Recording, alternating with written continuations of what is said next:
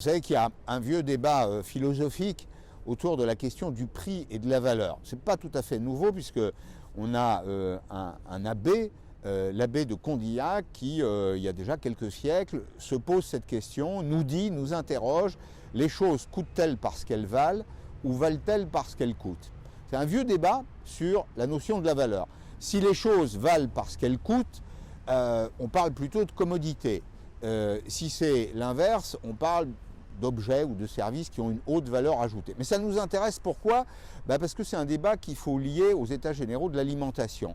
Vous savez que la mécanique de construction du prix, c'est partir du coût de production. Ça a quand même du sens, il faut savoir ce que ça coûte d'élever des plants, de les semer, enfin de les récolter ensuite.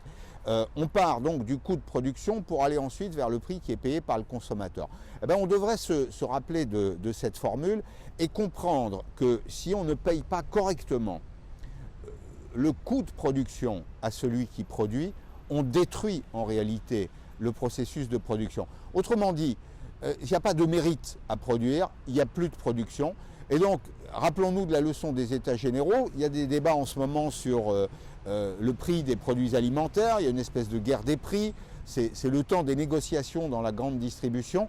Si la grande distribution ne paye pas en réalité les choses par ce qu'elles coûtent, pour en revenir à la formule de Condillac, eh bien demain, nous aurons en France, dans nos supermarchés, dans les rayons, des productions étrangères, il n'y aura plus de production française.